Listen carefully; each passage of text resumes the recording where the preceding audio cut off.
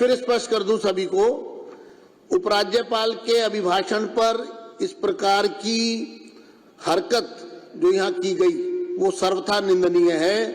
भारत के इतिहास में इस तरह की घटनाएं चंद बार ही हुई हैं। अभिभाषण अर्थात कॉन्स्टिट्यूशनल अथॉरिटी यहाँ पर सदन को एड्रेस करने के लिए साल में एक बार आती है। उस समय ना कोई वाद विवाद होता है, ना कोई सदन चल रहा होता है, वो सिर्फ अभिभाषण के लिए ही समय तय होता है। सदन ने जो कल निर्णय लिया, मैं सदन को बधाई दूंगा कि आपने इतने बड़े अपराध के विरुद्ध जो निर्णय लिया उसमें बहुत ही बैलेंस अप्रोच रखी। मात्र 3 दिन के लिए इस पर ब्रीच ऑफ प्रिविलेज का भी मामला बनता है। ये एथिक्स कमेटी में भी सजाएं जो इस रूल बुक में दी गई हैं वो इससे कहीं भारी भारी हैं। तो इसलिए अब उपराज्यपाल का अभिभाषण किसी राजनीतिक पार्टी से किसी से जुड़ा हुआ नहीं है, वो सबके लिए है, पूरी दिल्ली के लिए है। तो इसलिए उन्होंने जो यहाँ पर कल उद्दंडता की, समझाने और कहने के बाद भी जिसको नहीं माना गया, इसलिए सदन को ये फैसला लेना पड़ा। अब आप अपनी बात कहें विषय पर। नहीं, देखिए, मैं तो ये चाहूंगा कि आप तमाम हमारे जितने भी साथी हैं आप उनको बुला लें। कई बार ऐसा हुआ है कि आपको बाहर भेजा गया, जब अनुरोध आपके दूसरे साथी ने किया तो हमने ओम प्रकाश जी को और दूसरे लोगों को आपके अनुरोध पर हमने बुलाया। तो मैं तो यही चाहूंगा कि वो सारे पार्ट हैं, और क्योंकि अभी जो है आपका डिप्टी स्पीकर का भी चयन होना है, उसका इलेक्शन होना है, तो उसमें अपोजिशन अगर नहीं रहेगा तो वो ठीक नहीं होगा किसी भी लिहाज से। तो हम तो यही चाहेंगे कि भाई आप सबको बुलाएं, आप क्योंकि सीट पर बैठे हैं और आप सबके अध्यक्ष हैं। हम तो यही चाहेंगे कि आप ये सारी चीजों को देखते हुए उन सबको अंदर बुला लें। और हमने कई बार ऐसा किया है पीछे भी, और ये तो पार्ट है इस वक्त में, क्योंकि हम भी हिस्सा है विधानसभा का।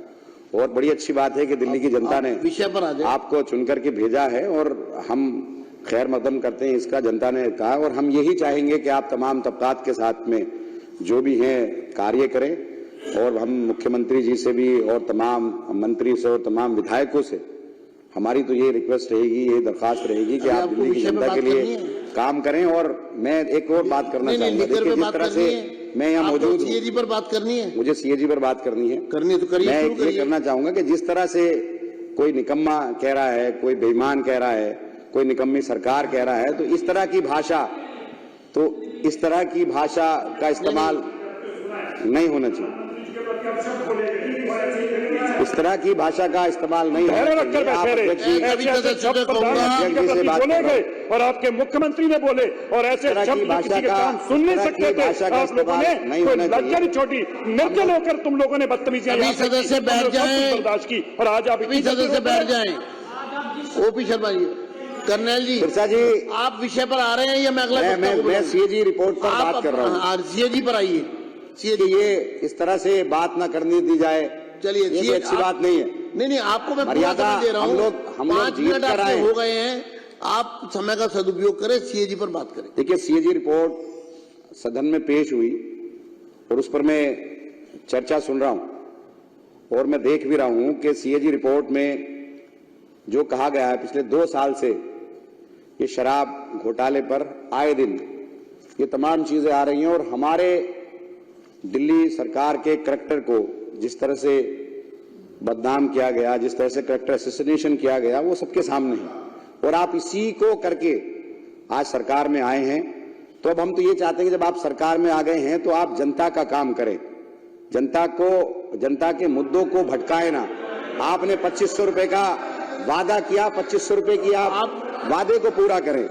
आप एक तरफ, अब आप रिपोर्ट में कहा गया है, बुला रहा हूं, सीएजी रिपोर्ट में कहा गया है, सीएजी की बात करिए, कि भाई नॉन कन्फर्मिंग एरियाज के अंदर ठेके नहीं खुले, उससे 941 करोड़ रुपए का घाटा हुआ। कुछ लाइसेंस वापस कर दिए गए, 800 करोड़ से ज्यादा का घाटा वो हुआ। आप 2000 करोड़ के घाटे की बात कर रहे हैं कि सरकार के रेवेन्यू का लॉस हुआ। 1800 करोड़ रुपए तो ये होता है। तो हम तो ये पूछना चाहते हैं कि जो आप इतने दिन से, सीबीआई आपके पास है, ईडी आपके पास है, एसीबी आपके पास है, तमाम एजेंसी आपके पास है, और आप इतने टाइम से कर रहे हो, तो घोटाला हुआ कहां है? ये तो एज्यूम किया जा रहा है कि ये नुकसान होता। और जो इसमें 8 अध्याय हैं, 8 अध्याय के अंदर साथ में पुरानी जो पॉलिसी है उसके बारे में कहा गया है कि उसके अंदर जो कमियां थी वो कमियां बताई गई हैं और एक अध्याय के अंदर बताया गया कि ये इसके अंदर ट्रांसपेरेंसी थी, अगर ठीक से इंप्लीमेंट किया जाता तो ये लॉस नहीं होता बल्कि फायदा होता। पंजाब के अंदर यही पॉलिसी इंप्लीमेंट हुई, 1 साल में फायदा हुआ, दूसरी मर्तबा दूसरा फायदा हुआ, और जो पहली पॉलिसी उसमें फायदा नहीं हुआ। बोल ले, फिर आप बोल ले। तो हम तो ये कहना चाहते हैं कि भाई आप तमाम और एक अरे वो कोई बात नहीं, 1 मिनट पॉइंट ऑफ ऑर्डर। आप इस तरह से बात करके आप ना तो मुझे डरा सकते ना दबा सकते। अमान तो माइक बंद करिए, 2 मिनट रुके। पॉइंट ऑफ ऑर्डर देखिए, पॉइंट ऑफ ऑर्डर का मतलब है सारी कार्रवाई रुकेगी और जो सदस्य पॉइंट ऑफ ऑर्डर यानी कि व्यवस्था का प्रश्न, व्यवस्था का प्रश्न अगर उठेगा तो पहले वो सुना जाएगा। अध्यक्ष जी, मेरा पॉइंट ऑफ ऑर्डर है कि रिकॉर्ड के ऊपर मिसलीड किया जा रहा है इस हाउस को। सीएजी की रिपोर्ट कभी ये मेंशन नहीं करती कि इसमें करप्शन है कि नहीं। सीएजी की रिपोर्ट अनियमितताओं को जो है बताती है और उसको उजागर करती है। उसके बाद उस पर क्रिमिनल एक्टिविटी होनी है कि नहीं, उसको क्राइम एजेंसीज और पीएसी रिकमेंड करती है एक्शन के लिए। सीएजी की रिपोर्ट को यह कहना कि उसमें कहीं करप्शन लिखा, देश के इतिहास में कोई सीएजी की रिपोर्ट करप्शन के बारे में नहीं लिखती, अनियमितताओं के बारे में लिखती है। और जिस तरीके की अनियमितताएं दिल्ली में शराब घोटाले के बारे में सीएजी ने मार्क की है, ये तय हो गया कि ईडी और सीबीआई का जो एक्शन चल रहा था वो सही रास्ते पे चल रहा था और उसको और तेजी से लेकर जाएंगे। तो हाउस को मिसलीड नहीं किया जाए कि सीएजी की रिपोर्ट में जो है करप्शन नहीं मेंशन है, तो इसलिए पॉइंट ऑफ ऑर्डर एक्सेप्ट है, हाउस को मिसलीड ना किया जाए। आगे बढ़िए।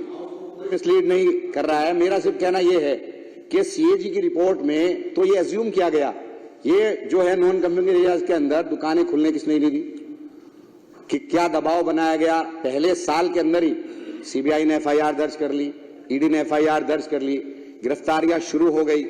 जो ट्रांसपेरेंसी इसके अंदर थी उससे फायदा होना था, फायदा नहीं हुआ, लोग डर गए।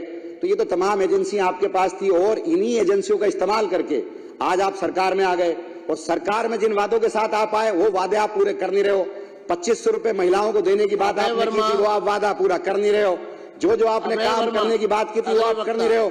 सिर्फ दिल्ली की जनता को गुमराह करने का काम ये सरकार कर रही है।